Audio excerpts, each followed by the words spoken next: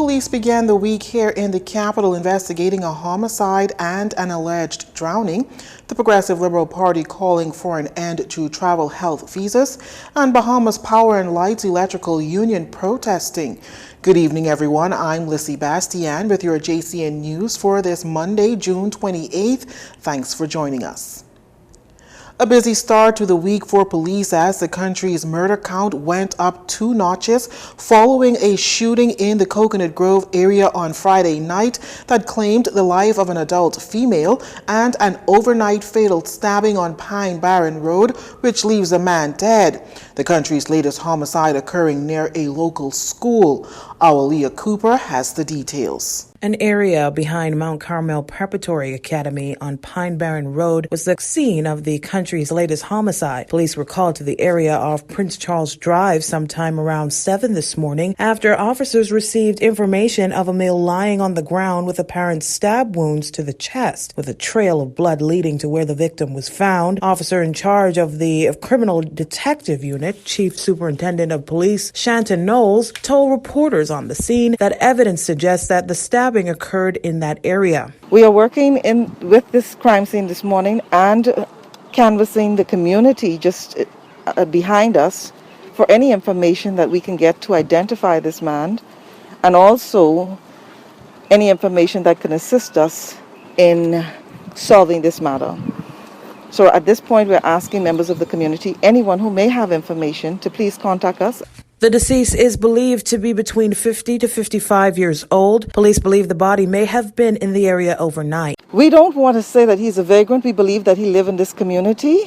And so that's the reason for us having our officers on the ground, so that we can possibly find relatives who can eventually make a positive identification. Now, as for the shooting incident on Friday night that claimed the life of 29-year-old Siobhan Adderley on 1st Street, Coconut Grove, Chief Superintendent Knowles says police has some good leads into the matter. Our 1st Street matter, we believe that we're making some very good leads into that matter, and hopefully we will have some good news to report back to the family of those victims and also to the community. Just want to say how pleased we are with the work that officers have done in investigating these matters over the past few weeks.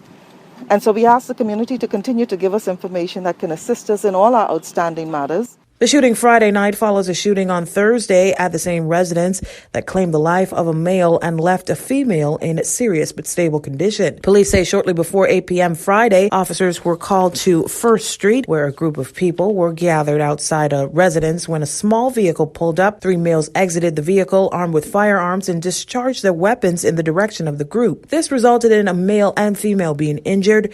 They were transported to the hospital by a private vehicle, where Adderley later succumbed to her injuries. The male is listed in serious but stable condition. Investigations into those matters continue. Reporting for JCN News, I'm Leah Cooper. Meantime, the lifeless body of a man was found submerged in waters under a pier on Victoria Avenue off Bay Street this morning. We're told that the body was discovered shortly after 7 a.m. Police Press Liaison Officer Assistant Superintendent Audley Peters was on the scene to give more details. On the officer's arrival, they met the body of a male submerged in waters off the pier.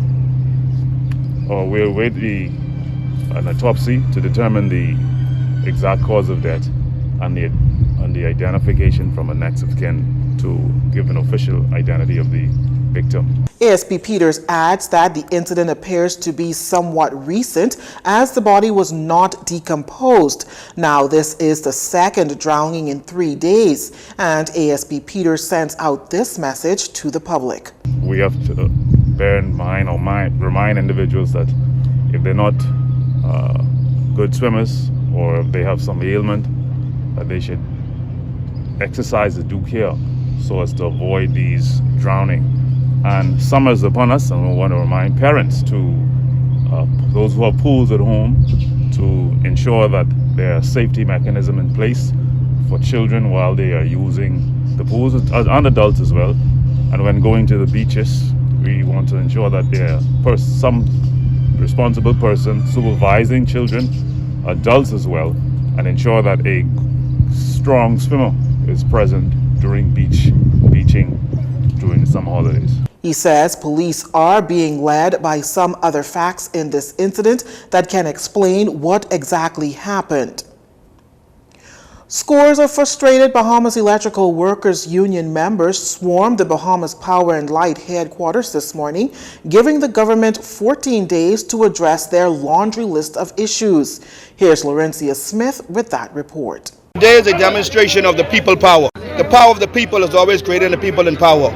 The people in BPL are frustrated and have enough of the dictatorial actions of Mr. Hasty and his executive team. And today we say enough is enough.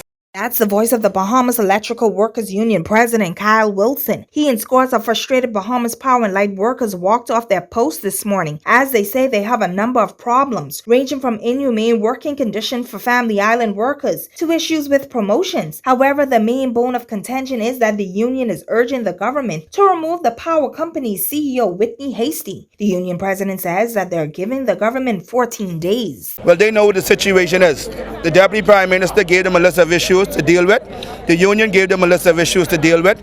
They are wrongfully taking monies from people's salaries, and they haven't given increments to certain workers, and they're making up fictitious and fantasy policies not to do it.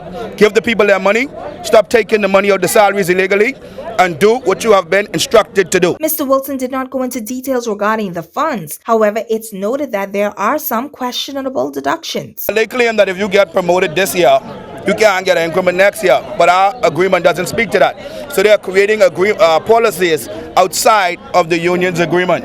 So they have remote generator stations throughout the island. They have one person working these generators. These people do not have restroom access, water, or resting facilities, and they have to go and relieve themselves in the bushes. Mr. Wilson added that there are also claims of sexual harassment, but he couldn't go into much details as the matters before the courts. Trade Union Congress President Obie Ferguson says that all unions stand in solidarity with the members of the BPL union. I'm Laurencia Smith for Jcn News. While the Bahamas Power and Light officials flat out denying those claims made by the union, the Public Relations Department, in response to those disgruntled workers, asserts that many claims made during their illegal industrial action taking place at the Peter Bethel building this morning are false. It was falsely claimed that executive management has refused to sit with the line union and discuss employee benefits. The union president has in fact met with the chief executive officer, the executive director, and the director of human resources many times, including a meeting that was held in the training room with union executives, BPL board members, and BPL executives. The company rejects the assertion that benefits have been denied to many deserving employees. And the company also rejects the assertion that there exists at BPL an environment of gross favoritism, unfair promotions, unfair hiring practices, and what were called reckless skipovers. That's the Director of Public Relations at BPL, Quincy Parker.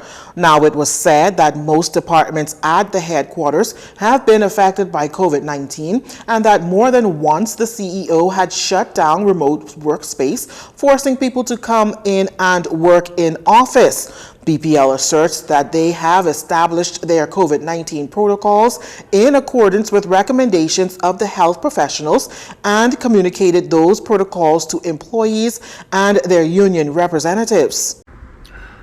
We note that reference was made to various legal matters, including a reference to, quote, questionable pension transactions and deductions, unquote, and examination of the validity of the VSEP document and the rules by which the VSEP was carried out, unaddressed claims of sexual harassment, unilateral changes to the employee benefits, unilateral changes to job descriptions, and variation of working conditions, as well as failure to promote.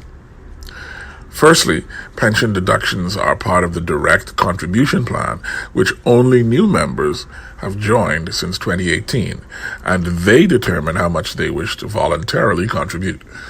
Contributions are deducted from their salary with their consent. And while we do not wish to comment further on matters before the court, we will say that BPL has conducted a number of promotions over the year. The company denies that they have virtually disregarded the industrial agreement, which the union believes to be properly valid. You're watching Jcn News. Stay with us.